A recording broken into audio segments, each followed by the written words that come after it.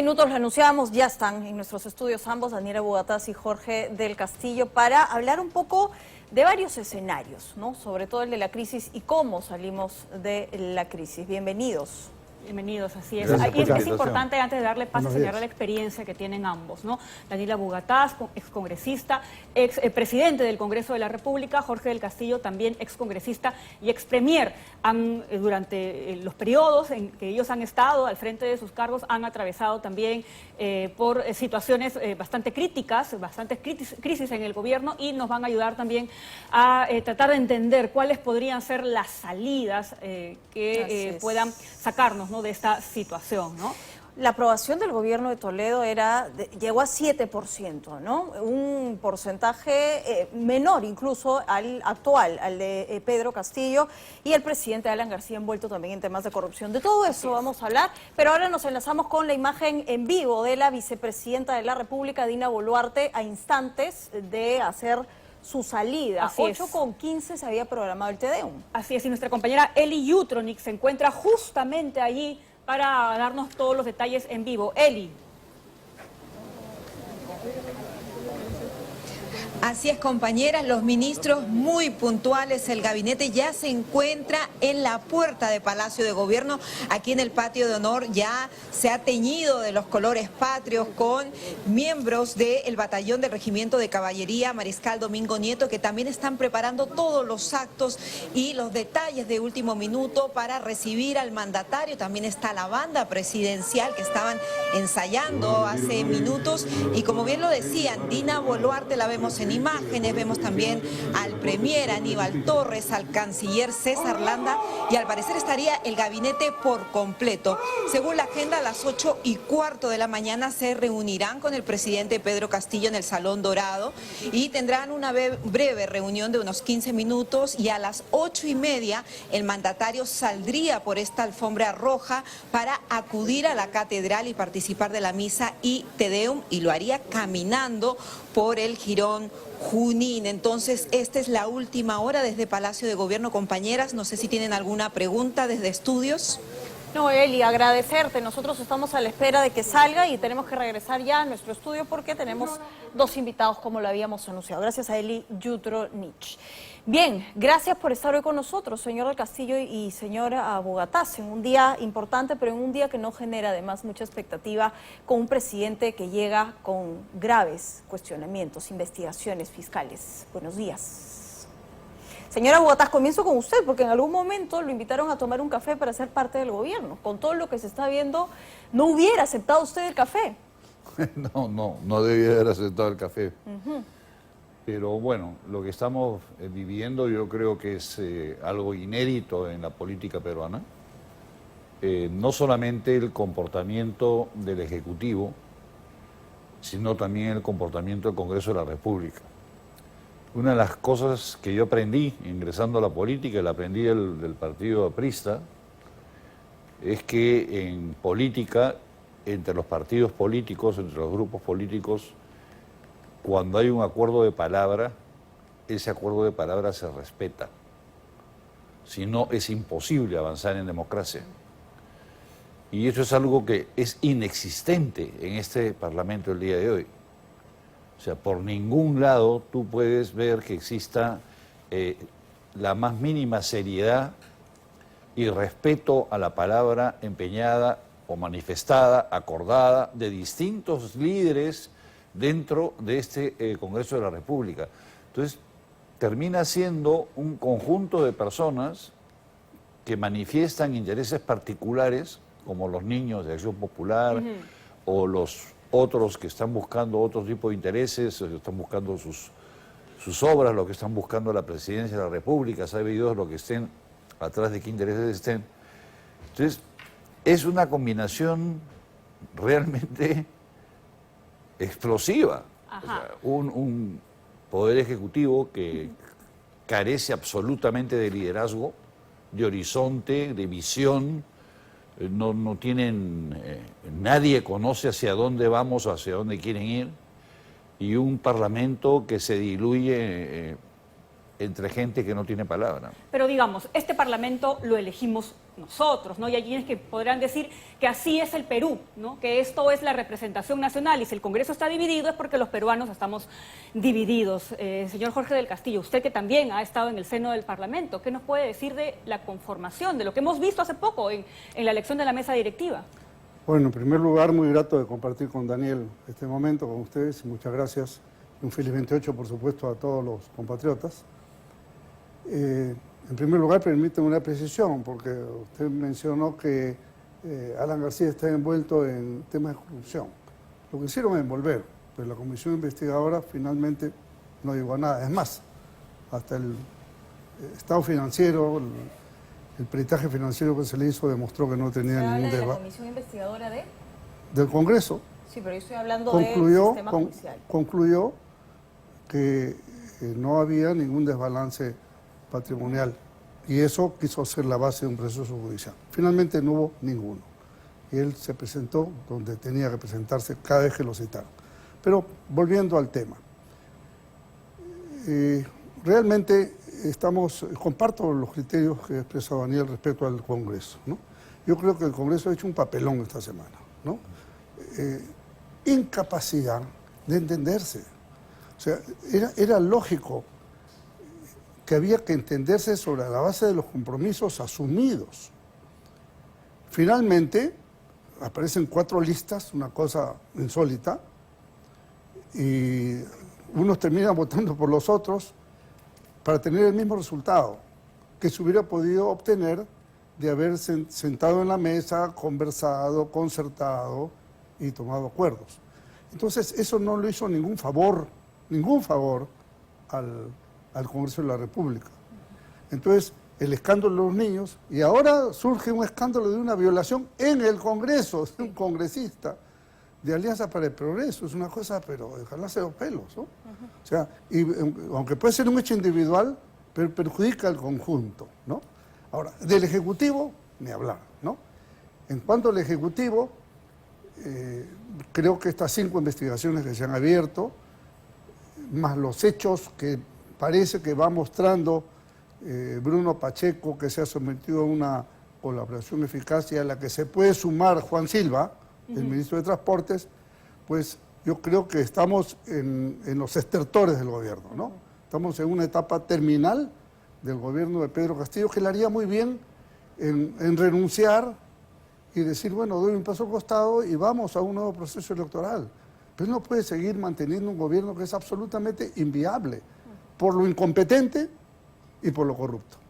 Así es que penosamente estamos pasando este 28 de julio en estas circunstancias que nadie lo hubiera deseado, sí, pero hay que buscar salidas políticas inteligentes que permitan afianzar y estabilizar el país. ¿Quiénes liderarían esa salida, ¿no? Ustedes están hablando del Congreso, coincidimos en que contrapeso político no existió. Sí. Y la calle no encuentra líderes políticos que representen finalmente lo que todos estamos esperando. Usted lo veo siempre en las marchas, pero marchas que lamentablemente no encienden la calle. ¿Cuán desgastados están los líderes políticos? La calle está bien encendida. Que puede ir más gente es verdad, pero que es muy importante que esa gente que esté en la calle se mantenga.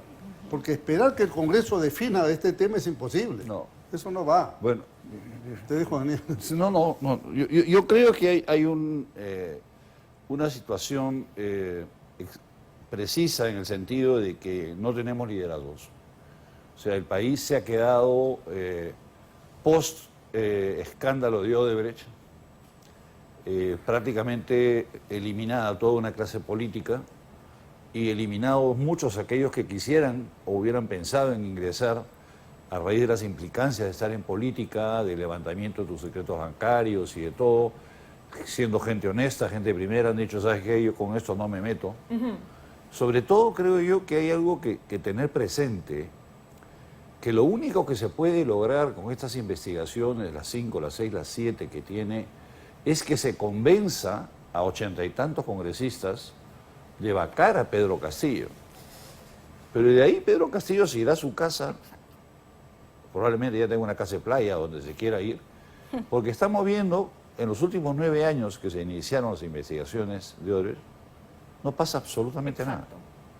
Entonces, Tenemos una fiscalía que no da frutos, genera mucha bulla, o sea, sí son muy atentos al escándalo mediático, inmediatamente te abren la investigación preliminar, ¿no? Si eres una figura pública, alguien te denunció por tomarte una Coca-Cola con sorbete, te abren la investigación. Los resultados, cero. Cero, sí. Entonces, de lo de Pacheco, de Silva, de la cuñada, del primo, el hermano, no va a pasar nada. Lo único que pudiéramos esperar, creo yo, es que salgan evidencias, pues también sabemos que la Fiscalía, contra lo que manda la norma, todo lo que se dice en la Fiscalía hasta el día siguiente en el Diario del Comercio, eso sirva para limpiar el Ejecutivo, mandar al señor Pedro Castillo a su casa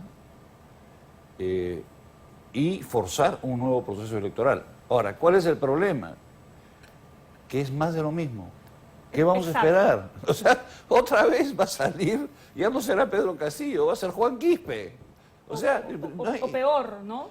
Peor, porque tenemos un sistema de formación de partidos políticos que dejó el Congreso de Vizcarra, que es un esperpento. O sea, realmente armar un partido político y sobre todo me refiero en la parte real, o sea, de formar un partido político donde tú tengas pues 2.000 profesionales, donde tú tengas bases a nivel nacional. No es, nada de eso interesa, son formalismos y papeles y notarías y firmas.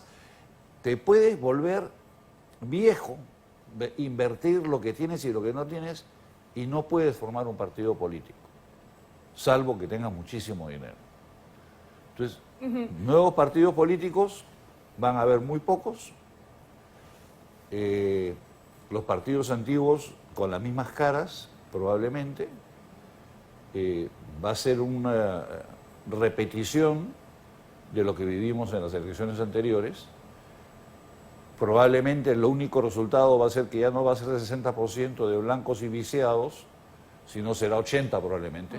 Claro, hay una suerte de descontento, sobre todo en los jóvenes, ¿no? Y aquí yo quería aprovechar para preguntarle al señor del Castillo, porque el partido aprista es un partido antiguo, de larga data, que lamentablemente perdió su inscripción, justamente por esto que menciona el señor Abugataz, por una suerte de reglas de juego que quizás puedan ser un tanto complejas, ¿no? Y qué cosas los que nos va a esperar más adelante, porque no me gusta el presidente, lo vaco, no hago reformas y quien ingresa podría ser igual o peor incluso. Entonces, ¿qué hacemos para que el remedio no sea peor que la enfermedad a nivel político?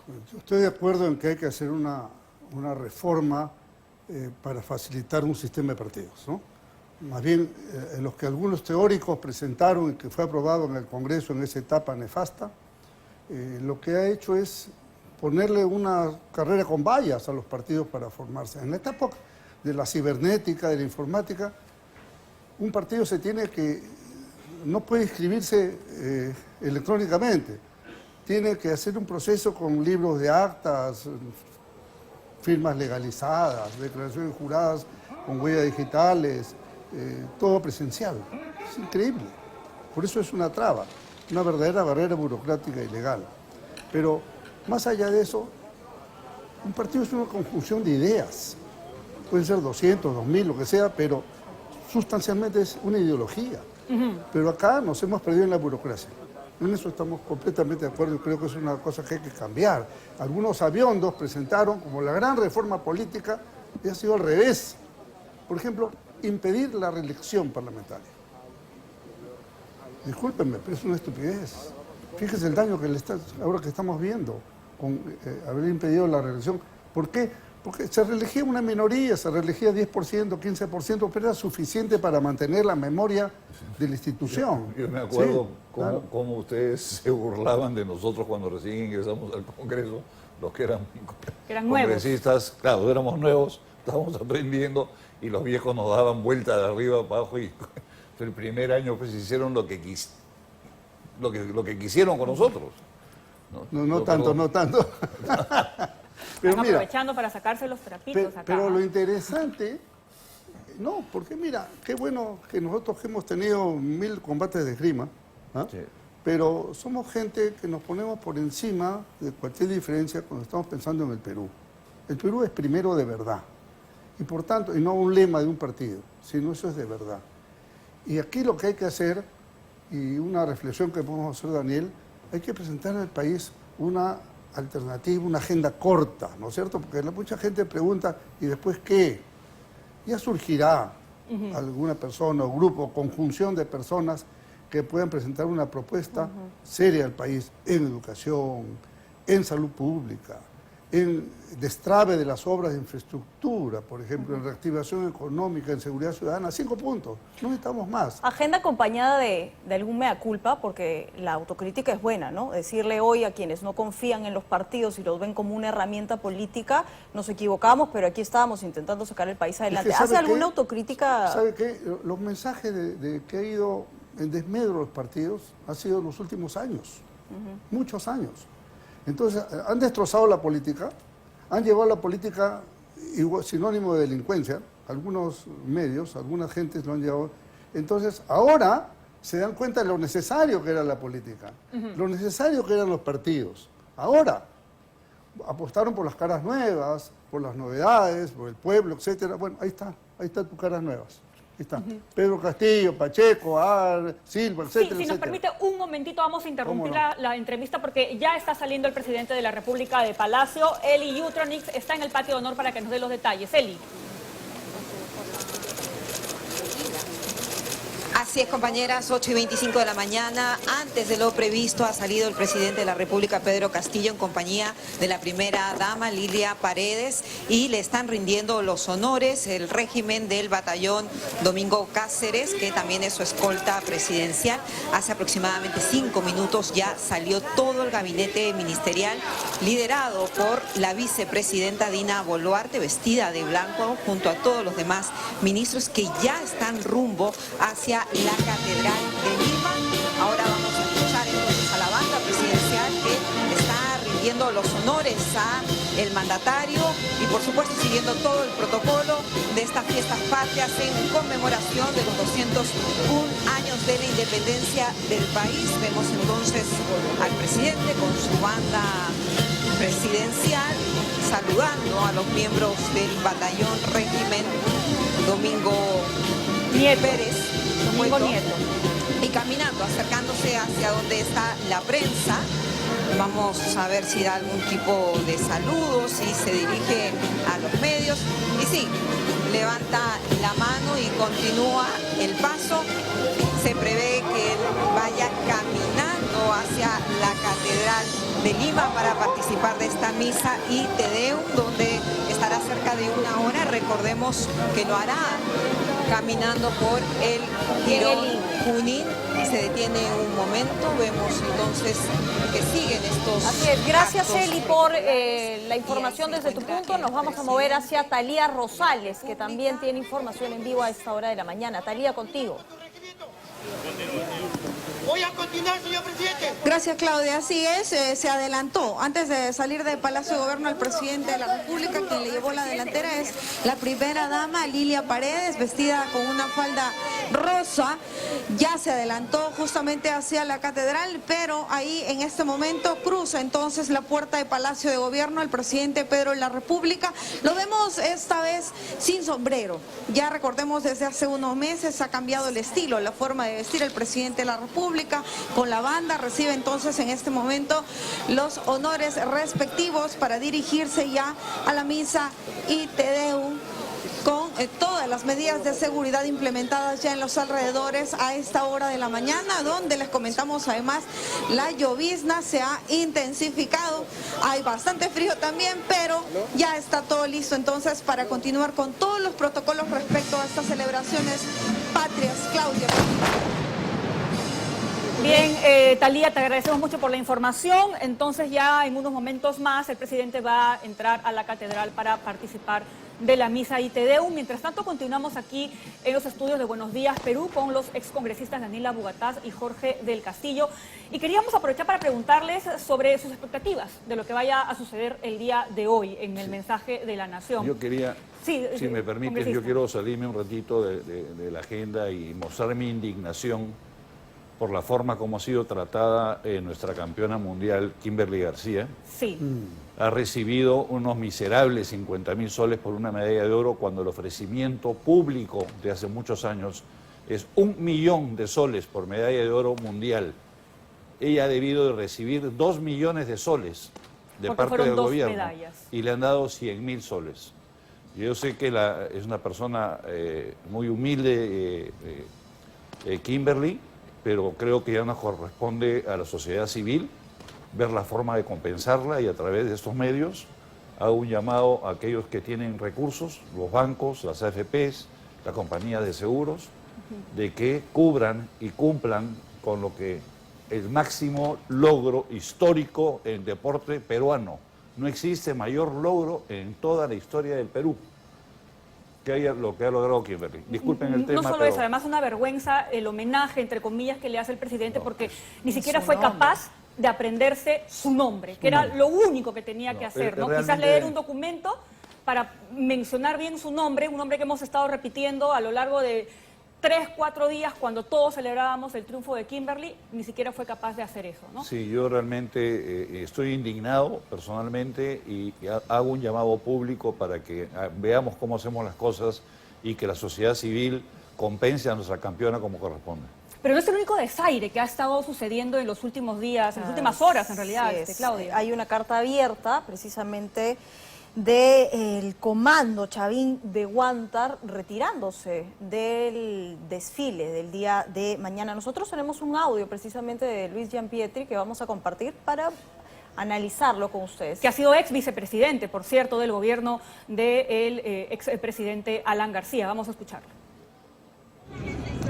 Queridos amigos, con gran sorpresa, desilusión y amargura he tomado conocimiento de que este gobierno miserable está marginando a los comandos de Chavín de Huántar.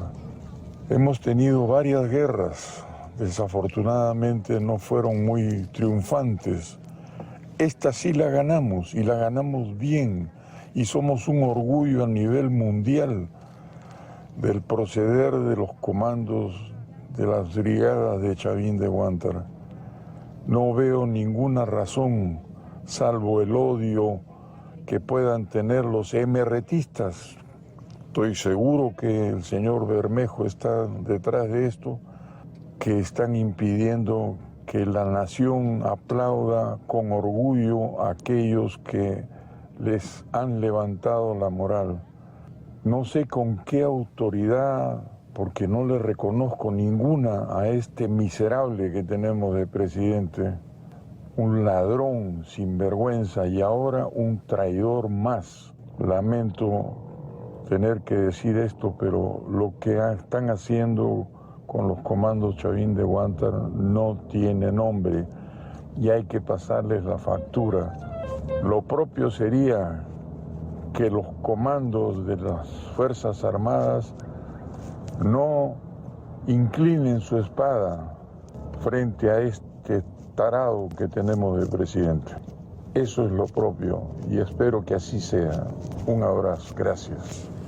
Bueno, vicepresidente del gobierno aprista, ¿qué tiene que decir, señor del Castillo? Estoy completamente de acuerdo. No hay derecho, siempre en los desfiles militares, el comando Chavín de Huántar abría los desfiles y también desfilaba el equipo del GEIN, que también es otro excluido. O sea, la orden del gobierno, y tiene que venir el presidente, no puede venir de otro, en su complicidad con el ministro de Defensa, y quizás algunos jefes militares, que espero que no sea así, pero han vetado la presencia del comando Chavín de Huántar y del grupo de inteligencia de la Policía Nacional, el GEIN, que capturó a Abimael Guzmán. No puede ser. Esto es una infamia a nuestra Fuerza Armada y a nuestra Policía Nacional. Y creo que lo que tenemos que hacer nosotros, desde la sociedad civil, es reivindicar a estos dos importantes grupos de patriotas y quizás el día mismo 29, que ellos no entrarán al Pentagonito, al desfile, pero afuera nosotros podremos hacer alguna expresión de solidaridad con esta persona. Justamente quería comentarles, señor Abugatá, señor Jorge del Castillo, que hay un comunicado, ¿no?, del comando de la Oficina de Informaciones del Ejército que hace una precisión respecto a quiénes son los que van a participar de esta movilización que se va a realizar el día de mañana. En el punto 2 señala que dentro de las unidades que participarán en el desfile militar se encuentra la compañía histórica Chavín de Huántar, que formará parte del primer agrupamiento de marcha constituido por unidades históricas. Y las unidades históricas tienen estos nombres que le hacen homenaje justamente a determinadas circunstancias. Y en este caso los que marcharían, entendemos, son los militares que se encuentran en actividad y que forman parte de esta compañía histórica, no los comandos que estamos viendo en pantalla, que son los que participaron directamente en el rescate de los rehenes en la casa del embajador japonés. Y esto es una pena, ¿no?, porque de alguna manera sirve también para que la gente recuerde quiénes son nuestros héroes y qué gestas realizaron. Eso es una falacia, lo que dice el comando del ejército. Porque es como, entonces también que definen los húsares de Junín, como si fueran los originales, es una tontería. El otro día, en el homenaje de la Fuerza Aérea, no dejaron entrar a los oficiales en retiro. No los dejaron entrar. Y ahora lo que están impidiendo es que los verdaderos héroes de Chavín de Huántar no puedan estar presentes en ese desfile. Bueno, eso demuestra la vena comunista del gobierno. Porque ¿a quiénes está castigando? A los que derrotaron al MRTA en la Embajada del Japón y al GEIN que capturó al cabecilla de Sendero Luminoso. A esos son los que no quieren dejar entrar a un desfile por el Día Patrio. Es una vergüenza.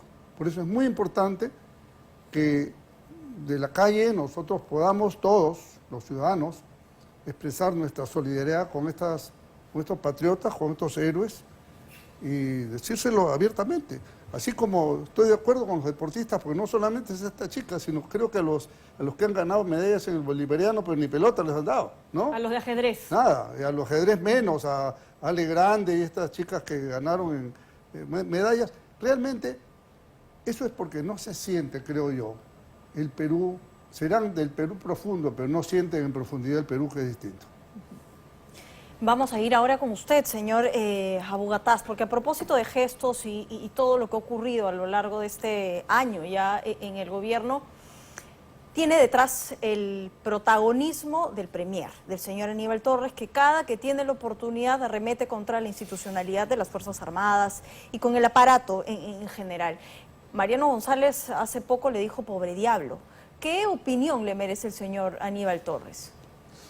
Bueno, creo que coincido con Mariano, o el doctor Mariano González. Es una persona que se siente en una posición de poder forzar